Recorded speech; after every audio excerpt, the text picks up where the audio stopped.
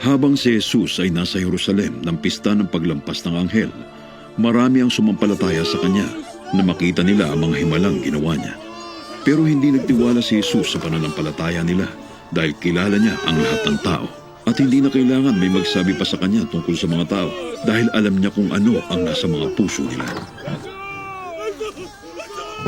May isang taong nagngangalang Nicodemus. Isa siya sa mga pinuno ng mga Hudyo at kabilang sa grupo ng mga Pariseo. Isang gabi, pumunta siya kay Jesus at sinabi, Guro, alam naming isa kayong tagapagturo na mula sa Diyos dahil walang makakagawa ng mga himalang ginagawa ninyo maliban kung sumasa kanya ang Diyos. Sumagot si Jesus, Sinasabi ko sa iyo ang totoo. Hindi mapapabilang sa kaharian ng Diyos ang hindi pinanganak na muli. Paano may papanganak muli? Ang isang taong matanda na. Hindi na siya pwedeng bumalik sa tiyan ng kanyang ina upang ipanganak muli. Sinasabi ko sa iyo ang totoo. Hindi mapapabilang sa kaharian ng Diyos ang hindi pinanganak sa pamamagitan ng tubig at banal na espiritu. Ang ipinanganak sa pamamagitan ng tao ay may pisikal na buhay.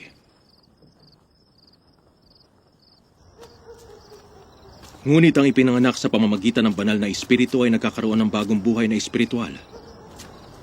Kaya huwag kang magtaka sa sinabi ko sa iyo na kailangang ipanganak kayong muli. Ang hangin ay umiihip kung saan ito gusto. Naririnig natin ang ihip nito. Ngunit hindi natin alam kung saan ang gagaling o saan pupunta. Ganoon din ang sinumang ipanganak sa pamamagitan ng banal na espiritu. Paano pa mangyayari yun? Isa kang tanyag na tagapagturo sa Israel. Pero hindi mo ito alam? Sinasabi ko sa iyo ang totoo. Ipinapahayag namin ang nalalaman at nasaksihan namin. Ngunit hindi ninyo tinatanggap.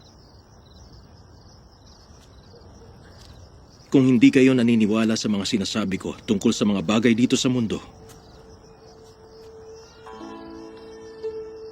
paano pa kaya kayo maniniwala sa mga sasabihin ko tungkol sa mga bagay sa langit? Walang sino mang nakapunta sa langit maliban sa akin na anak ng tao na nagmula sa langit.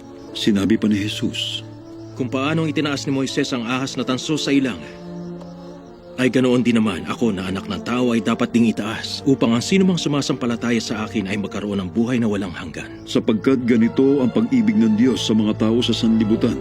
Ibinigay niya ang kanyang bugtong na anak upang ang sinumang sumasampalataya sa kanya ay hindi mapahamak kundi magkaroon ng buhay na walang hanggan. Sapagkat hindi sinugo ng Diyos ang kanyang anak dito sa mundo upang hatulan ng parusa ang mga tao, kundi upang iligtas sila. Ang sumasampalataya sa kanya ay hindi hahatulan ng kaparusahan. Ngunit ang hindi sumasampalataya ay hinatulan na. Dahil hindi siya sumasampalataya sa kaisa-isang anak ng Diyos. Hinatulan sila dahil dumating ang anak ng Diyos bilang ilaw dito sa mundo. Ngunit mas ginusto nilang manatili sa dilim kaysa sa lumapit sa kanya na nagbibigay liwanag. Dahil masama ang mga ginagawa nila. Ang taong gumagawa ng masama ay ayaw sa liwanag at hindi lumalapit sa liwanag dahil ayaw niyang malantad ang kanyang mga gawa. Ngunit ang namumuhay sa katotohanan ay lumalapit sa liwanag upang malaman ng lahat na ang mabubuti niyang gawa ay nagawa niya sa tulong ng Diyos. Pagkatapos nito, pumunta si Jesus at ang mga tagasunod niya sa ibang lugar ng Judea. Nanatili sila roon at nagbautismo ng mga tao. Nagbabautismo rin si Juan sa Enon, malapit sa Salim dahil maraming tubig doon.